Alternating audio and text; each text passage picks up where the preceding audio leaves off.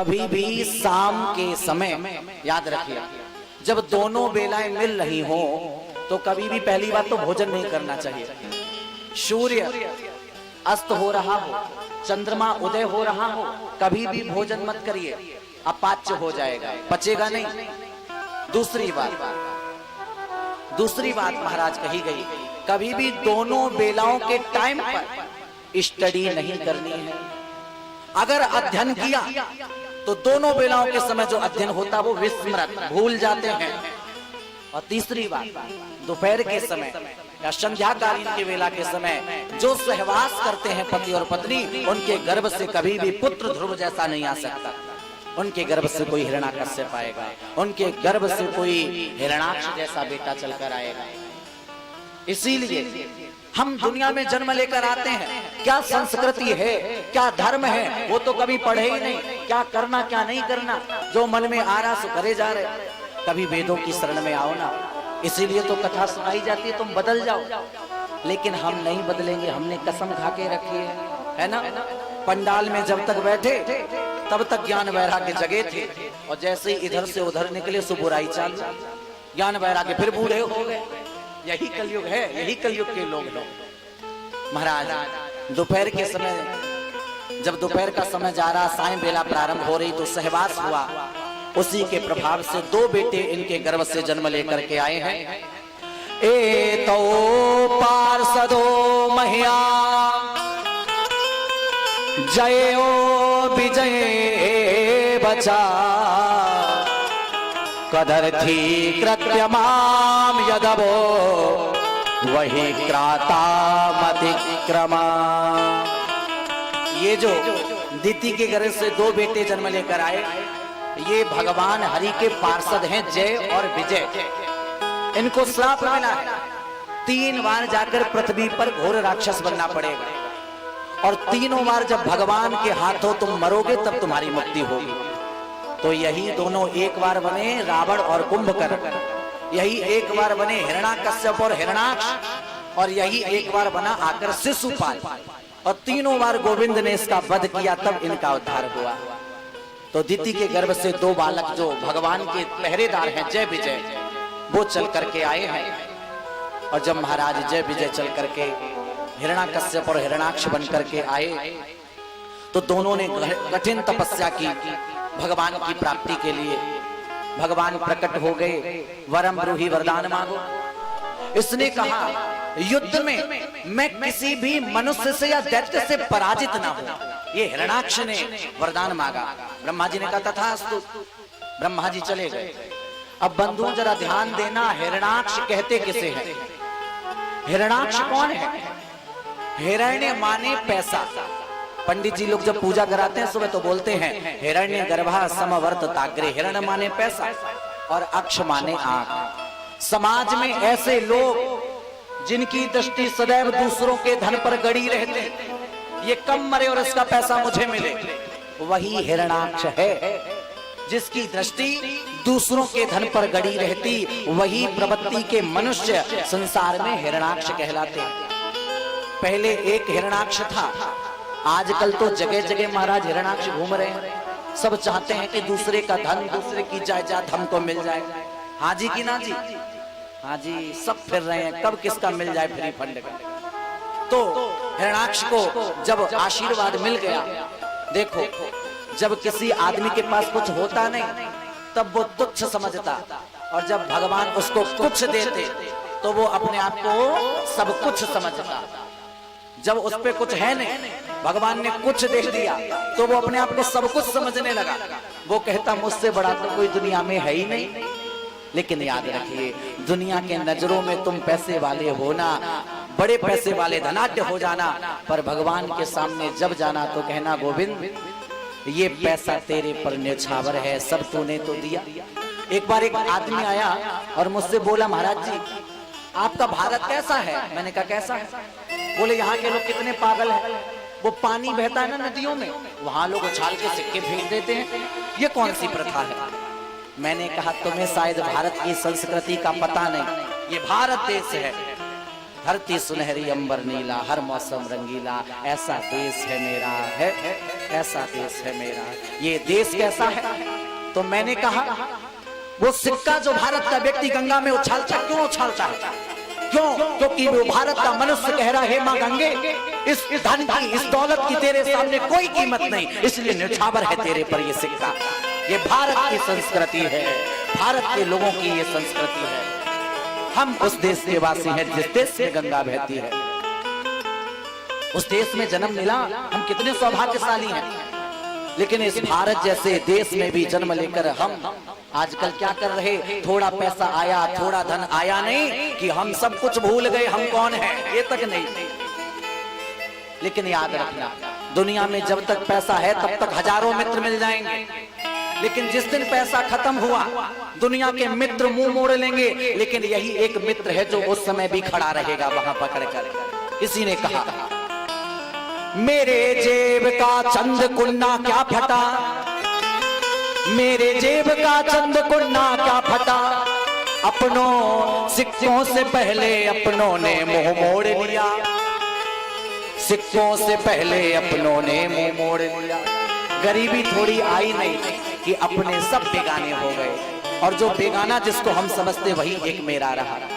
इसलिए हम गोविंद से कहें वहां फैलाकर, हे प्रभु आप दया निधान है, करुणा निधान है, सदैव कभी भी धन आए दौलत आए पर हम कभी अभिमान न करें, और परमात्मा से हम कहें, हे प्रभु धन दो, दौलत दो, मैं आपसे मांगूंगा नहीं, जो तुम्हारी मर्जी हो सो दे दो। हो मेरी दुनिया तुम ही हो मेरी दुनिया तुम ही हो, और दुनिया से क्या मांगे, और जब बिन बोले मिलता हम बोल के क्या मांगे, जब बिन बोले मिलता हम बोल के क्या मांगे। मेरी दुनिया तुम ही हो, दुनिया से क्या मांगे, दुनिया तुम ही हो, दुनिया से क्या मांगे, जब बिन मांगे मिलता हम बोल के क्या मांगे, जब बिन मांगे मिलता हम बोल के क्या मांगे। हरि बोल।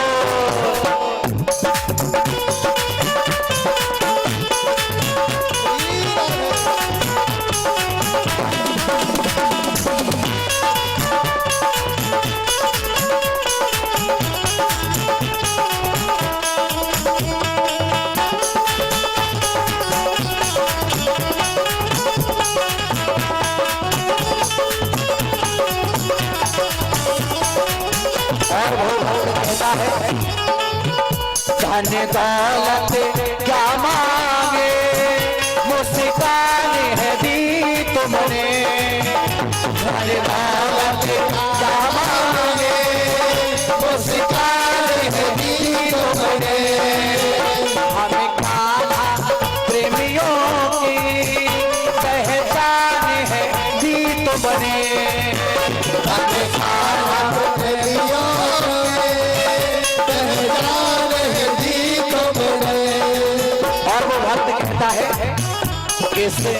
किस्मत को बनाते हो, किस्मत को बनाते हो, और किस्मत से क्या मांगे,